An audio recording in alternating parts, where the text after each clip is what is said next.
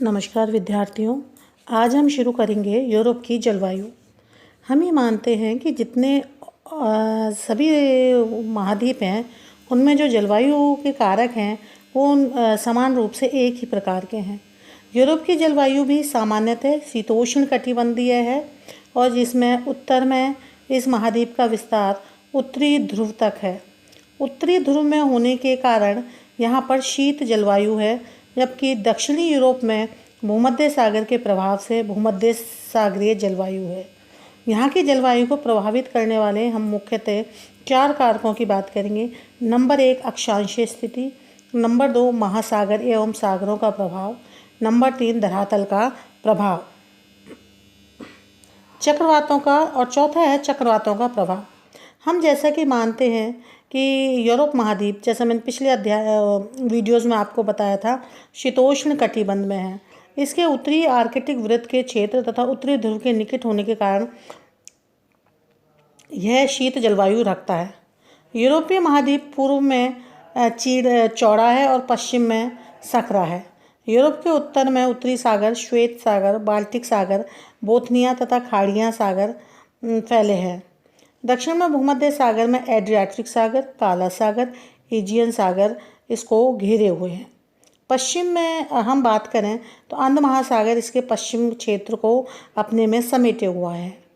यूरोपीय महाद्वीप में पूर्व पश्चिम दिशा में फैली पिरेनीज, आल्प्स, कार्पेथियन तथा कॉकेशस पर्वतमालाएं हैं।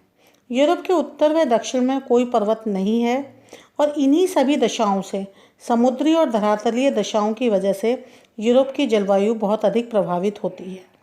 समुद्र तथा पर्वतों का प्रभाव यूरोप की जलवायु पर अलग अलग महत्व रखता है।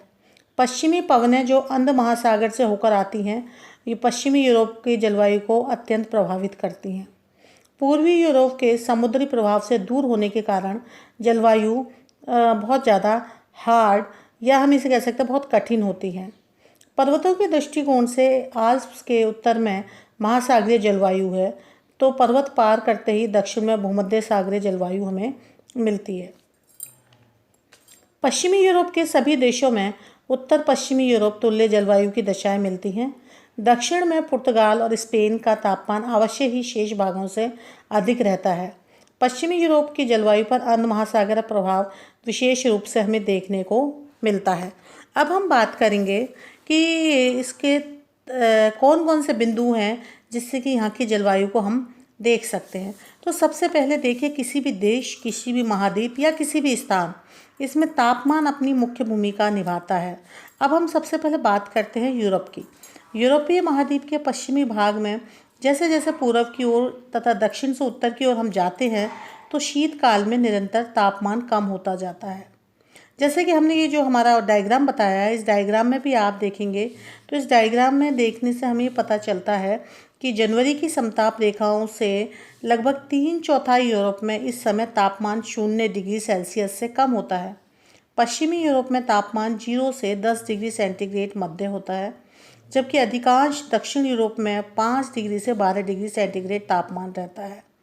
जुलाई की अगर हम बात करते हैं तो जुलाई में तापमान उत्तर से दक्षिण में अधिक होता जाता है। सामान्यतः इस समय उत्तरी England, Ireland, Norway, Sweden, Finland में तापमान 15 डिग्री सेंटीग्रेड के आसपास होते हैं। जैसे कि आप जुलाई के मानचित्र को देखते हैं, इन्हीं रेखाओं से या समताप रेखाओं से या तापमान की स्थिति से दूसरा जो हमारा बिंदु आता है वो है वायुदाब एवं हवाएं।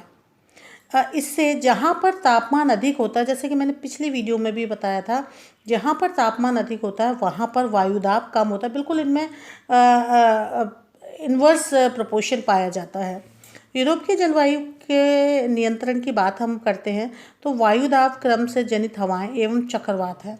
ग्रीष्मकाल में आइसलैंड के निकट उत्तरी अंध महासागर में निम्न वायुदाब क्षेत्र होता है तथा स्पेन के क्षेत्र में उच्च वायुदाब पाया जाता है, जबकि जनवरी में दक्षिणी यूरोप में उच्च वायुदाब है और उत्तरी पश्चिम में निम्न वायुदाब। मतलब बिल्कुल हम ये मान सकते हैं इस तालिका को देखने के बाद कि इसमें बिल्कुल इन्वर्स रिलेशनशिप पाई जाती है, उल्टी पाई जाती है बिल्कुल। नेक्स्ट बात करेंगे हम पछुआ हवाओं के क्षेत्र में यूरोप का अधिकांश भाग आता है। इनमें सबसे अधिक प्रभावशाली चक्रवात है पछुआ हवाओं के साथ साथ चलने वाले संपूर्ण क्षेत्र के मौसम तथा जलवायु में परिवर्तन लाते हैं। उत्तरी अंध महासागर के पूर्वी किनारों में ग्रीनलैंड में इस समय सबसे कम वायुदाब पाया जाता है। आइसलैंड में सबसे कम बाहर पाया जाता है तथा उत्तरी अंध महासागर प्रभाव के प्रदेशों में सबसे अधिक चक्रवातों का जन्म होता है। तो हमने देख ली वायुदाब की क्या स्थिति है और चक्रवातों की क्या स्थिति है। यह चक्रवात उत्तरी पूर्वी संयुक्त राज्य अमेरिका से प्रारंभ होकर उत्तरी पश्चिमी यूरोप की ओर प्रभावित होते हैं। मध्य अक्षांशीय चक्रवात शीत ऋतु में सबसे अधिक आते हैं और गर्मियों में इन चक्रवातों का कुछ हिस्सा दक्षिण में खिसक जाता है। दूसरी ओर हम बात करेंगे शीत ऋतु में। शीत ऋतु में क्या होता है स्टूडेंट्स, भूमध्य सागरीय चक्रवात संपूर्ण दक्षिण यूरोप की जलवायु को प्रभावित करते हैं। तो जैसे कि पिछले वीडियो में मैंने बताया था कि इसकी हमें भौगोलिक स्थिति देखनी है। उस भौगोलिक स्थिति के आधार पर ही हम ये मान के चलते हैं कि यहाँ की जलवायु प्रभावित होती है। तो हमने आपको बता दिया कि मुख्यतः क्या है इसकी स्थिति, या तो पर्वतीय है या ये समुद्र से चारों तरफ से घिरा हुआ है। अब हमने तापमान देखा, वायुदाब देखा। अब वायुदाब और तापमान से प्रभावित होती है उस क्षेत्र की वर्षा या हवाएं जो चलती हैं वो हमेशा उच्च दाब से निम्न दाब की ओर चलती हैं। अब वर्षा की बात करते हैं तो यूरोप में वर्षा सामान्यतः वर्ष भर होती है। सर्दियों में होती है पछुआ हवाओं द्वारा और चक्रवातों से तथा गर्मियों में होती है पश्चिम से उत्तर पूर्व की ओर बढ़ने वाली पवनों से। पश्चिम से पूर्व की ओर वर्षा की मात्रा कम होती जाती है, जैसे कि मानचित्र में दिखाया जा रहा है। वर्षा के वितरण के अनुसार यूरोप को मुख्यतः 4 भागों में बांटा जाता है। नंबर 1 उत्तर पश्चिमी यूरोप में वर्षा, नंबर 2 मध्य यूरोप में वर्षा और नंबर 3 पूर्वी यूरोप में वर्षा। और नेक्स्ट है इसमें भूमध्य सागरीय यूरोप की वर्षा। हम बात करेंगे उत्तर पश्चिमी यूरोप में वर्षा। इस भाग में वर्ष भर वर्षा होती है, परंतु वर्षा की मात्रा शीत ऋतु में अधिक है। गर्मी की ऋतु में साधारणतः वर्षा होती है, परंतु बसंत ऋतु में पर्याप्त वर्षा नहीं होती। पश्चिमी भाग में वायु की सम्मुख दिशा में पड़ने के कारण अधिक वर्षा होती है। पूर्व की ओर भाग में वृष्टि छाया क्षेत्र है, अतः यह वर्षा अपेक्षाकृत कम होती है। ब्रिटेन के पश्चिमी क्षेत्र में पर्वतों पर या तो 500 सेंटीमीटर तक ही वर्षा हो पाती है। नेक्स्ट है मध्य यूरोप। अब मध्य की तरफ आते हैं। इस भाग में वर्षा जो होती है, आप ध्यान दीजिएगा, मानसून पवनों से होती है। यहाँ वर्षा का वितरण प्राय सब जगह समान होता है और गर्मियों में वर्षा अन्य ऋतुओं की अपेक्षा अधिक होती है। म्यूनिख में इस समय जो वर्षा का वार्षिक औसत है वो 200 सेंटीमीटर है। अब पूर्व की तरफ चलते हैं। इस भाग में यूरोपीय रूस की सम्मिलित क्रियाविधि होती है। इस भाग में वर्षा का औसत 50 सेंटीमीटर से लेकर 62 सेंटीमीटर तक होता है। वर्षा की मात्रा का जोर पश्चिम से पूर्व की ओर घटता जाता है। ग्रीष्म ऋतु में वर्षा अन्य ऋतुओं की अपेक्षा अधिक होती है। वर्ष के शेष महीनों में वर्षा का प्राय अभाव रहता है। क्योंकि यूरोप का कुछ भाग भूमध्य सागर की तरफ भी है, तो भूमध्य सागर के द्वारा भी यहाँ पर वर्षा होती है। इस भाग में भूमध्य सागर के चारों तरफ स्थित देशों को शामिल किया जा सकता है और इन देशों में वर्षा का वितरण समान नहीं मिलता। इस भाग में अधिकांश वर्षा जाड़ों में होती है। इसकी सबसे बड़ी विशेषता ये है कि शीत ऋतु की वर्षा है।